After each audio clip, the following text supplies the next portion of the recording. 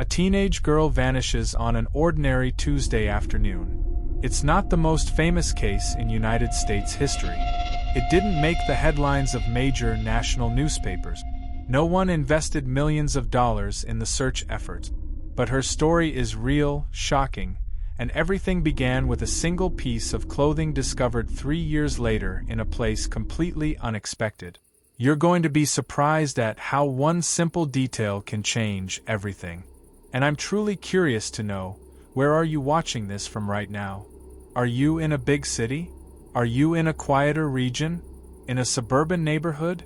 Because this story reminds us that danger doesn't choose locations, doesn't choose wealthy neighborhoods or poor ones, doesn't discriminate between places.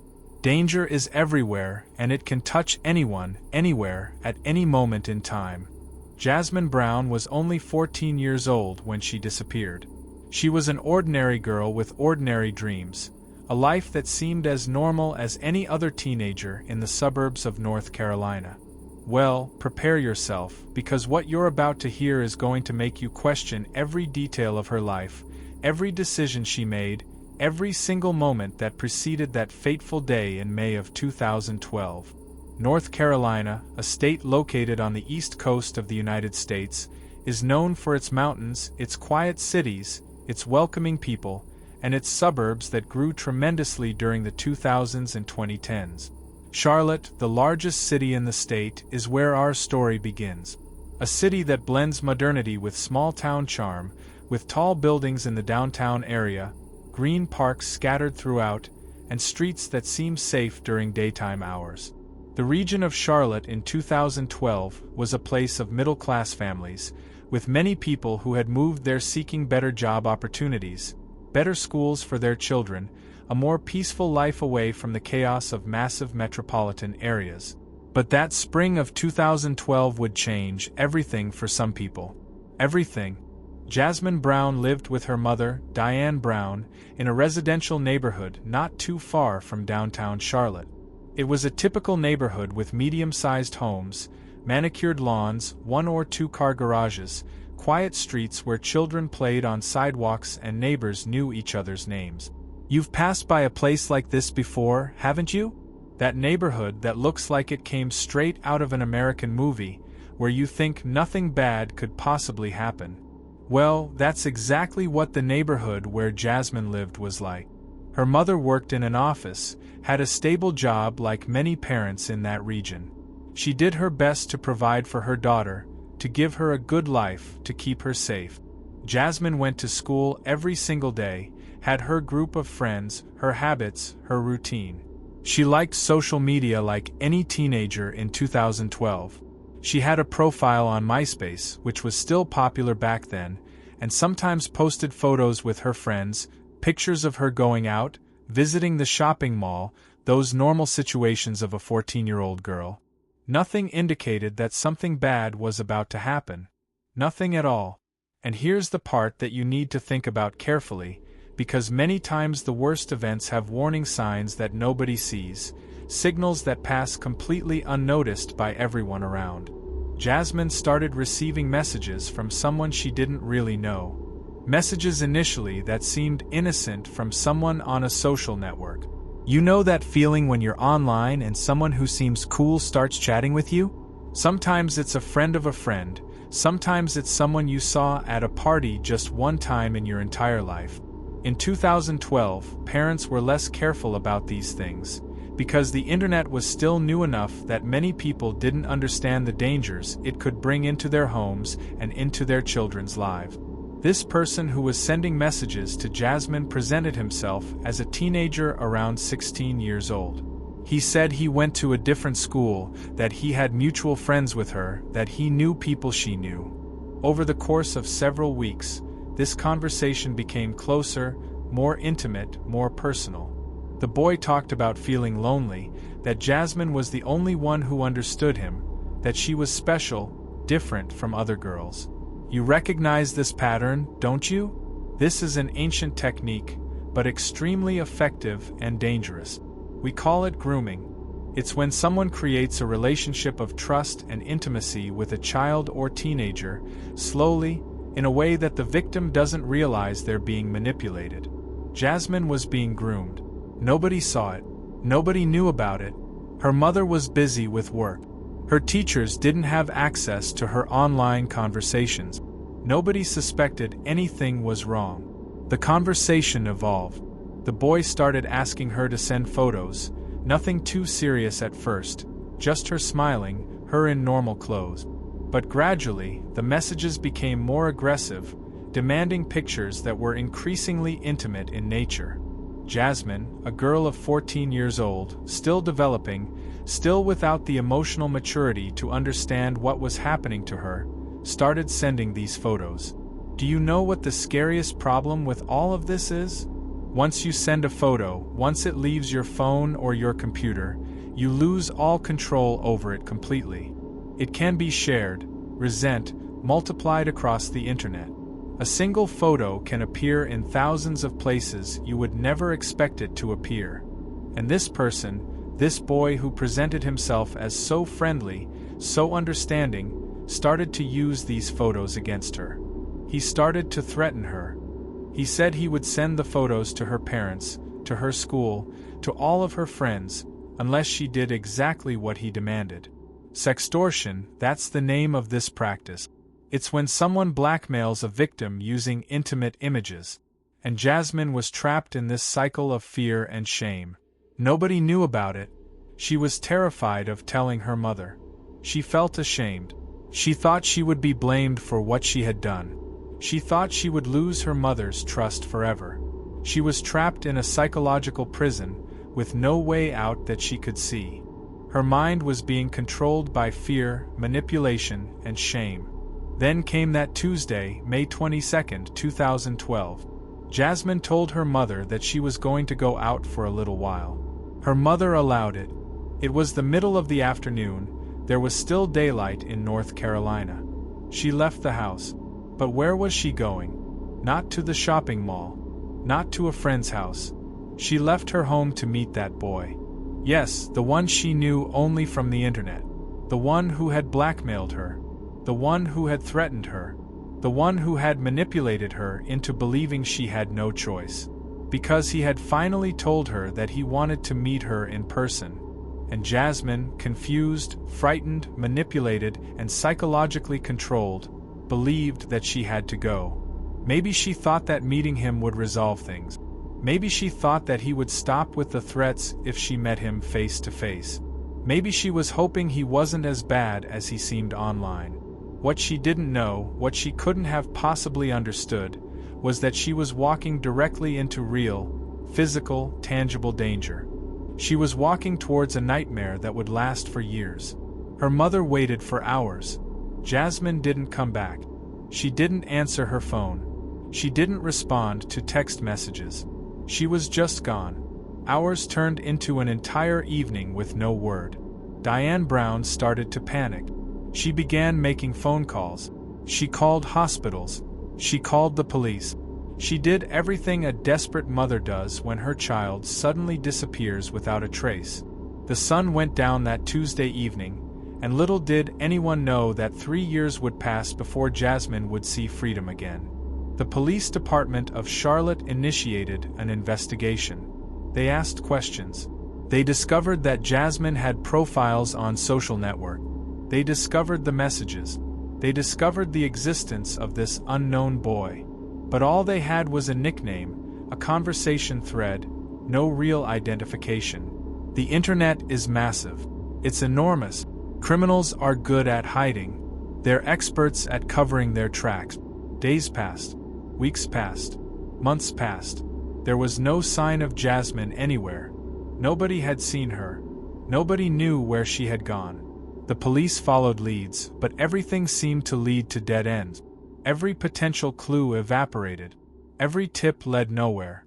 The media covered the case initially, in the beginning, but then the headlines moved on to other stories. Life continued for most people. But for Diane Brown, for Jasmine's teachers, for her friends, for everyone who loved her, time had stopped on that day in May. The world moved on, but her world stood still. Now, let me ask you something. You're sitting there, watching this, and you're wondering where Jasmine was during all this time? What was happening to her? What was being done to her? Because I promised you that this story has a happy ending, and right now you're probably starting to worry that maybe it doesn't. Maybe I was wrong. Maybe this becomes a tragedy. Let me tell you to hold on just a little bit longer. Keep watching. 3 years passed. The calendar changed. 2012 became 2013, 2013 became 2014, 2014 became 2015. The police department of North Carolina had hundreds of cases that were open and unsolved. The case of Jasmine Brown continued to sit among them, but with no new developments, no new leads, nothing that could move the investigation forward. Diane Brown never lost hope though. She never gave up, but the pain of not knowing, the agony of uncertainty, was almost unbearable. She appeared on television programs. She begged for information. She did everything she could to keep her daughter's name alive in people's memories. She posted on social media. She talked to journalists. She never stopped fighting. She never accepted that her daughter was gone forever. And then, in 2015, something incredible happened. Something completely unexpected. Something that seemed like it came straight out of a movie screenplay. It happened. A man was browsing an online auction website. Have you ever participated in online auctions? eBay? Etsy? Any platform where you can buy and sell used items from other people? Well, this man was looking for vintage t-shirts, rare items that collectors search for and pay good money to acquire. And he found a t-shirt that was being listed for sale. The description was simple. Cotton t-shirt, colors faded, may have marks from age, but in acceptable condition. Nothing special about the listing.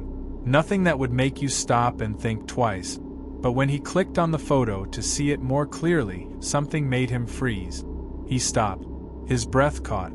Because on the t-shirt there was a signature. A signature written in small letters with permanent marker.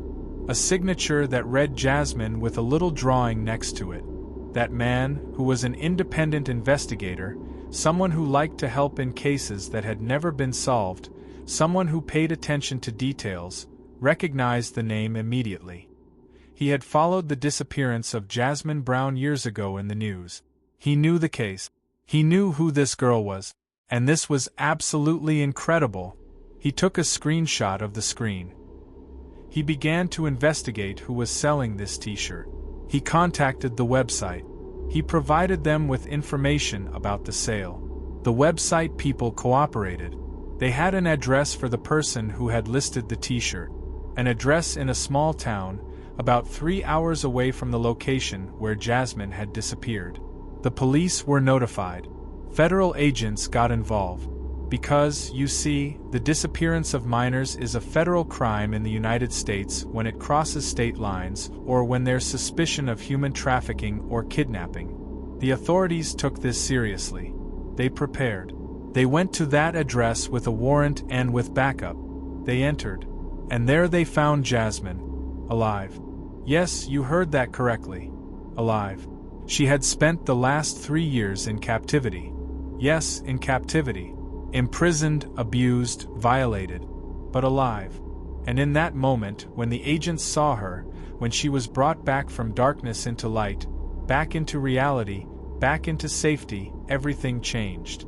The man who had kidnapped her, the same man who had blackmailed her online, was a serial criminal. He had a lengthy history of crimes against minors. He had multiple convictions for sextortion and child exploitation. And he had kept Jasmine prisoner the entire time. How was she found? How did that t-shirt, that simple object, that piece of clothing lead directly to her? Well, apparently Jasmine had managed to convince that criminal to allow her to send something to be sold online. She had managed, through patience, through cleverness, through the resilience of a child who learned quickly how to survive, to convince him to let her participate in an online auction. And she had signed that t-shirt with her own name. A mark. A message. A silent cry for help. And that investigator, that man who was simply looking for an interesting vintage t-shirt, had answered that cry for help. He had paid attention to detail. He had cared enough to investigate. And because of that, Jasmine was found. Jasmine was rescued. The criminal was arrested. He was prosecuted. He received multiple life sentences. He will never see freedom again. Never. He will spend the rest of his natural life in prison for what he did to her. Jasmine was reunited with her mother. Diane Brown finally had her daughter back. Finally. After 3 years of not knowing, after 3 years of hoping, after 3 years of never giving up, mother and daughter were together again.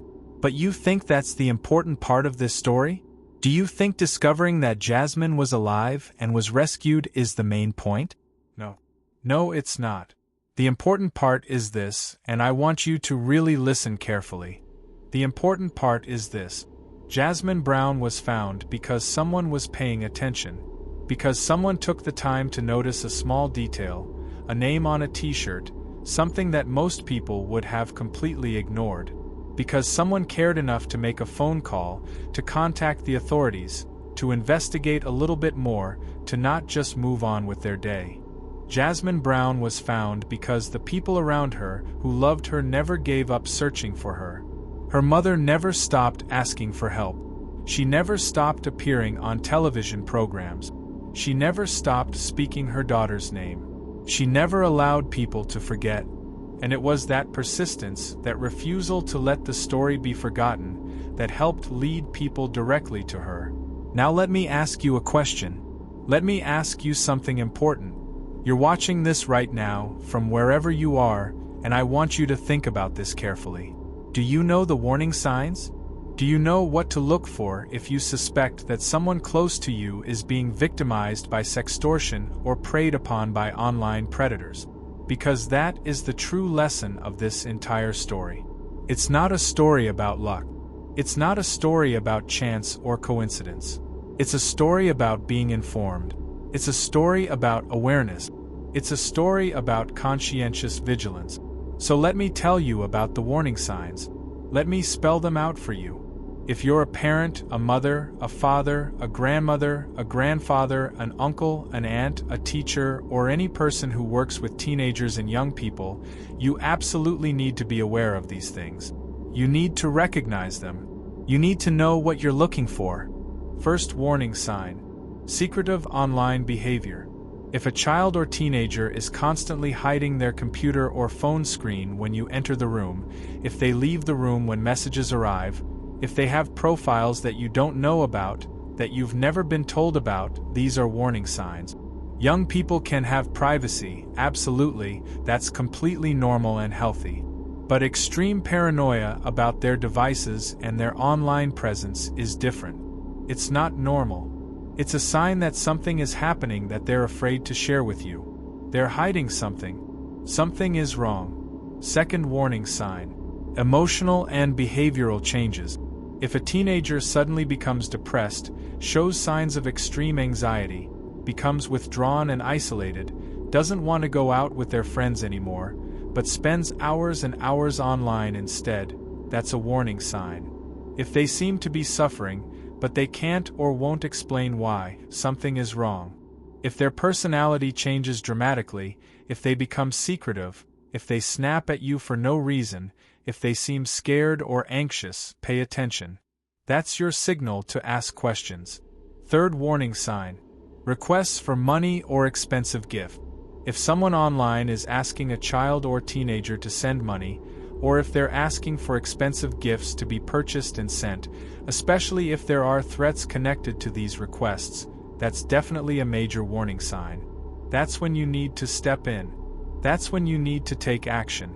That's criminal behavior. Fourth warning sign: photos or private videos.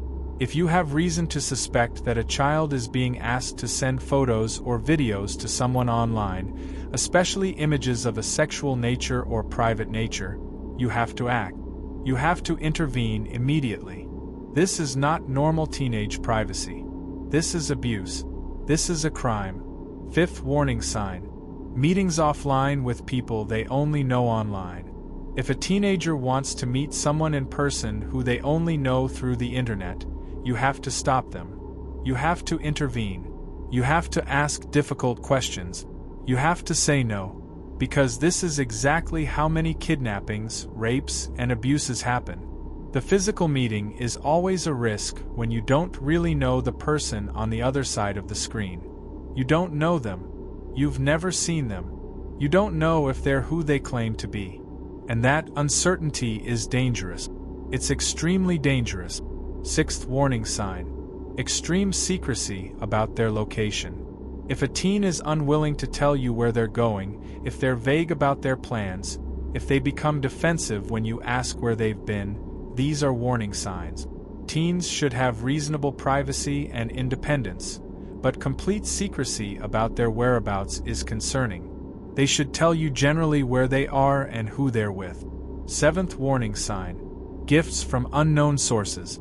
If your teenager suddenly has new clothing, electronics, or gifts that they can't or won't explain where they came from, that's worth investigating. Predators often give gifts to build relationships and create a sense of obligation. If the gifts appear suddenly and your child seems uncomfortable explaining them, ask more questions. Eighth warning sign: withdrawal from normal activities. If a previously active, engaged teenager suddenly loses interest in sports, hobbies, school activities, and other things they used to love, that can be a sign that something else has captured their attention and their time. If they're spending all their energy on something online or on someone they won't discuss, that's worth paying attention to. Ninth warning sign: changes in sleep patterns and appearance. If a teenager is staying up late at night on their computer or phone, if they're constantly tired during the day, if their hygiene or appearance changes noticeably, if they stop caring about how they look or start dressing differently than usual, sometimes these can be signs that they're engaged in something that's occupying most of their mental and emotional energy. 10th warning sign: fear when the phone rings or when messages come. If a teenager visibly tenses up when their phone buzzes, if they jump when messages come through, if they're clearly anxious about certain communications, something is happening. That anxiety is telling you that something in their digital life is causing them fear and stress. Now let me go back to North Carolina. Let me go back to that neighborhood where Jasmine lived, because her life, and her mother's life, was only transformed for the better because other people cared enough to be alert and aware. That independent investigator who was searching for a vintage t-shirt cared enough to investigate a little bit further. The police cared enough to follow that lead. The federal agents cared enough to enter that house. And her mother never gave up believing that she could be found. All you have to do to make a difference in a child's or teenager's life is to be aware. It's to notice the signs. It's to ask the difficult questions. It's to not accept a superficial answer. It's to care enough to intervene. It's to not stay silent. It's to act. The strongest part of what happened to Jasmine Brown is not that she was found. It's not that the criminal was arrested. The strongest part is that every single one of us can use this story. We can learn from it. We can teach others with it. Because every single day, in big cities or small towns, in North Carolina or anywhere else in this country or anywhere in the world, teenagers are being targeted by online predators. They're being manipulated. They're being exploited. They're being blackmailed. And many of them don't have the kind of fighting families that Jasmine had. Many of them don't have dedicated investigators searching for them. Many of them disappear and nobody ever finds out. Many of them are never rescued. You can make a difference. If you know someone whose life seems to be changing in worrying ways, you can make a difference. If you work with children or teenagers, you can make a difference. If you are a parent or mother, you absolutely can make a difference. And here is the crucial point that you need to understand and remember. Education is the best defense. It's the most powerful weapon we have against predators. Children and teenagers need to learn about the dangers of the internet. They need to learn that there is no real anonymity online. They need to learn that bad people are creative. They're patient. They're masters of manipulation and psychological control. They need to learn that sharing photos or personal information online can have consequences that last their entire lifetime. They need to learn that it's always safe to say no to someone online, even if that person threatens them. They need to learn that threats can be reported. They need to learn that the adults in their lives are there to help them, not to judge them if something bad does happen. And you, right now, watching this, you need to share this knowledge with the young people in your life. Tell them about Jasmine. Tell them about online predators. Tell them about the signs. Tell them about sextortion. Tell them that it's not their fault if someone tries to manipulate them. Tell them that they can always come to you. The story of Jasmine Brown is a story of hope. It's a story of resilience. It's a story of a girl who survived one of the worst situations possible and went on to live her life. It's a story of a mother who never gave up. But it's also a story of warning. A reminder that the dangers are real. That predators are real. That they're out there. And that the only defense we have is to be informed, to be alert, to be careful, and to be willing to take action when we see warning signs. So where are you watching this from? What will you do with this information? What will you do with these warning signs? Will you share this story? Will you educate the young people in your life? Will you be the person who makes a difference? Because you're watching this story right now because you want to be more informed. You want to protect someone you love. You want to make a difference. Well, you're on the right path. You're taking a step in the right direction. Now take the next step. Share this story. Talk about the warning signs. Teach the children and teenagers in your life about online safety. Don't let cases like Jasmine Brown's be forgotten. Because every story that's shared, every person who's educated, every observation that's made with care and attention is one more barrier between a predator and a potential victim. You made a difference by watching this all the way to the end. You made a difference by learning these warning signs. You made a difference by caring enough to listen. Now go make a difference in someone else's life. Tell this story. Protect someone you love. Be a barrier between evil and innocence. Because Jasmine Brown deserved to be safe. Every child deserves to be safe. Every teenager deserves to be safe. And you can be the person who makes that difference. You can be the one who speaks up. You can be the one who notices the signs. You can be the one who saves someone's life. Will you?